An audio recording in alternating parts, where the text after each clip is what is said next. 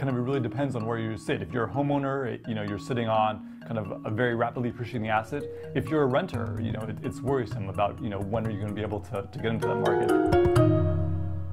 From King 5 News, this is the Sound Podcast. I'm Ryan Takeo, and we are right now taping on location on the 31st floor over at the Russell Investments building, talking to Aaron Terraza, senior economist at Zillow.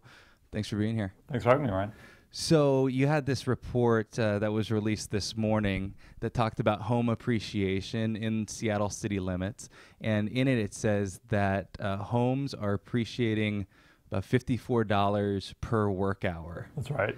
So what does that mean? That seems like a big number. Well, we all know that the Seattle real estate market is appreciating very quickly, kind of one of the hottest in the market in the country right now. And when you actually break it out by every hour that you're at work, at the office, your home, if you're a homeowner in the city of Seattle, is gaining essentially $54 for every hour you're at work. So you can kind of think of that as similar to an hourly wage. Your home is earning $54 an hour.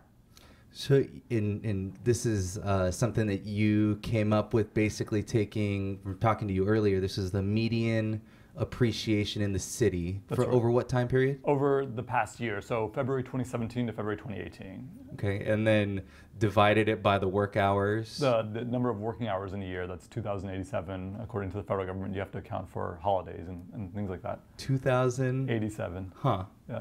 I guess I never tracked how many hours I worked. For you, it's probably a lot more. I think so. Yeah, thanks, man. You could give me a raise. Yeah. I got this question because we've been talking about it this morning. It's been a talker, as you know. That sounds like a big number. Is that healthy? Yeah, it is a big number. It's the third largest number of the cities we looked at. Only two cities had higher kind of hourly appreciation rates. That's San Jose and San Francisco, and obviously those two cities, there is a lot of fear about what's happening in those markets. And as to what's healthy or not, it's hard to say. We know there are a lot of factors driving the Seattle real estate market right now. Demand is very high. There's been a lot of people moving to this area, young people kind of looking to buy their first homes, young people with relatively high wages. At the same time, supply is tight. Home building has remained low. Sellers are reluctant to sell because they're afraid to jump in to what's a very competitive housing market. And at the same time, interest rates have remained relatively low. That's making it easier for them to pay more. So, kind of a lot of converging forces have pushed up home value appreciation in this area over the past year or so. So I'm a renter. Right. You a renter? I am, yes. Okay. Yeah. So it kind of pained me to write this story up last night as we were kind of getting ready for its release this morning. Yeah. Because I just thought, man, there's all this money to be earned out there, and I mean, you hear the other side of it too, of people being house poor or whatever it is, but it seems like it's a good market to own. So is this to be celebrated? Well, as you noted, it kind of really depends on where you sit. If you're a homeowner, you're sitting on kind of a very rapidly appreciating asset. If you're a renter, it's worrisome about, when are you going to be able to get into that market. And it's important to keep in mind, kind of, we talk about this $54 an hour in the city of Seattle. That's home equity. That's not cash that goes into your checking account. It's not like you're going to be able to go out tomorrow and buy a car with this, or you're spending on going out to dinner or on a vacation. This is home equity that you will build up over time, and ultimately, eventually, when if you're an owner and sell your house, you'll pay taxes on those capital gains. Pay seller fees when you do sell. So it's not exactly cash in the bank. Yeah, I mean, I get that, yeah. But if I own a home tonight, I'd probably go out for a $54 steak dinner. Yeah, not just tonight. So it does, though, bring up the question of, to earn the equity, you got to sell, which means you got to buy. That's right. Somewhere else, or you just move, right? But take me through that tension there. Yeah, so we do know that one of the reasons inventory is so tight in this market is that sellers, people who have owned their home for a long time, are hesitant to jump into the market, because if they're becoming a seller, they're also going to become a buyer. And they've heard stories about how competitive the housing market is, how quickly inventory is moving. And that's a real challenge for people who are looking to sell or buy for any reason. If they need a bigger home that their family's growing, or if they need a smaller home that kids have finally left the home, they're looking to retire.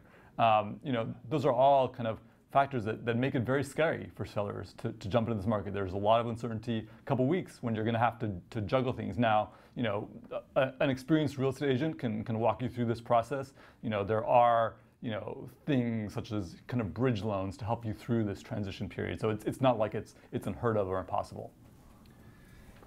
I've heard a couple things lately. I've done several real estate stories in the last few weeks, and I've gotten a little bit of pushback on a couple things because we're doing stories that simplify, prices are going up. And I'm sure, when you're doing these numbers and you're talking about the increase in home prices, that you're looking at the raw numbers and not like the individual kind of anecdotes. So here's what I've heard the last couple weeks is that, some of these headlines are scaring people away. Yep. And that there's buyer fatigue out there, and so you might not have people wanting to get into these situations where they're actually going back and forth and trying to one-up each other. Yeah, so you're talking about people worried about getting into a competitive offer situation. Yeah, right. Buyers and maybe sitting on the sidelines a little bit longer than they would have otherwise. Right. Yeah, and I think that is real. That said, overwhelmingly, kind of research shows that what motivates buyers, certainly kind of the competitiveness of the market, makes them kind of a little bit queasy. But people buy when life changes are happening, because they've gotten a new job, because their family's expanding, and so at some point, it's not necessarily the first kid, but often kid number 2 or 3 when renting just doesn't make sense anymore. If you look at kind of rents for larger homes, it's often kind of comparable to buying kind of further out in the suburbs. So those are the big decisions that are driving people to buy and ultimately make that decision when they have to. But you're right, I think this kind of the psychology of this market is very real for a lot of people, and people are living this day to day, particularly renters, who are worried about, will I ever be able to buy a home? They probably still want to buy a home someday. So when you're looking at the numbers, and do you take any of that psychology into account? Does that at all distort what's going on, or you just see the numbers? We see sales prices and estimate home values. Again, estimates for whether the home is on or off the market.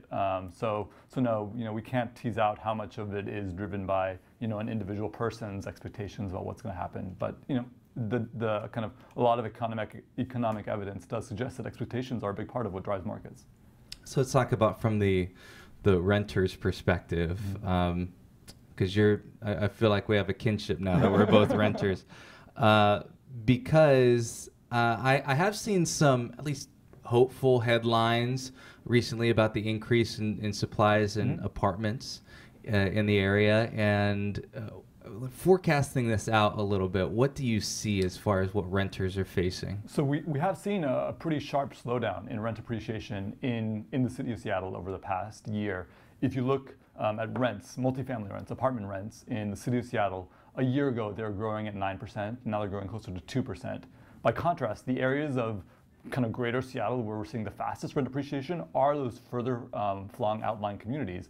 Tacoma, as far down as Olympia, places like Tukwila and Kirkland are seeing really kind of rapid apartment rent appreciation. The rent appreciation in the city of Seattle has slowed pretty sharply. We know that's driven by all of the supply that we're coming online, and slowing rent appreciation is not the same as declining rents. It still means that rents are more expensive than they've ever been. But at least they're not increasing at the clip that they once were. It's in the single digits. I think it was the forecast was like 5 or 6% for this year, something like that. As far as from the renter's perspective, you say it's gone so high, so that's why it's part of the reason why the appreciation, the price increase isn't as high. It's really tough to set aside this down payment. Yeah. So it seems like as these housing prices are going up, it's good for the homeowners, except for like the property taxes and all these other things. But from the renter's perspective, it seems more and more out of reach. The higher home prices get, the harder it is to save for a down payment, particularly if you're a first-time home buyer. If you're a repeat home buyer, obviously you do have that equity that you're cashing out in your previous home. But if you're a renter trying to save for your first down payment, in the context of quickly, rapidly rising rents, being able to save enough, in this area with a median home value of over $600,000, assume a 20% down payment, that's $125,000, $130,000 that you need to have cash in the bank, before you buy your first home.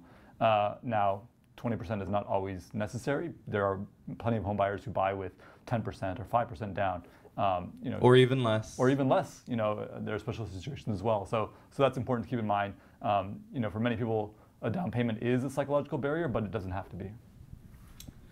So what if I don't live in Seattle? Because I think the reason why, from talking to you earlier, the reason why you went ahead and released the numbers this way was so there could be a comparison with the minimum wage, right? Yep. So $15 minimum wage in Seattle, right? It's about 3.5 times that for as far as like home equity, right? What your house is earning, right? Yeah. Air quotes.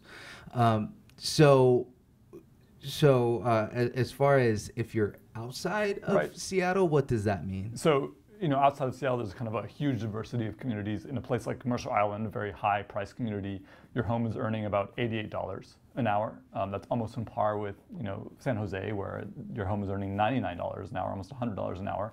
At the same time, there's other places like Marysville or Everett, where your home is earning $21, $23 an hour.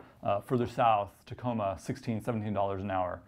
So it's Seattle is definitely kind of one of the stronger the city of Seattle is one of the stronger markets in the region, and not all kind of areas are seeing that same scale of home value appreciation. Bellevue, Redmond, Kirkland in the mid 60s, Issaquah 50, very pricey real estate on the east side. 48, yeah. So yeah, east side is definitely, although it's some of those are higher than what Seattle is facing. Yeah, that's it. When you look at home value appreciation, some of the fastest appreciating markets are actually kind of on that northern edge of Lake Washington. Places like Kirkland and Kenmore are seeing 20+% home value appreciation. That's faster than the 17% we're seeing in the city of Seattle. Why is that? I think a lot of that's being driven by demographic trends.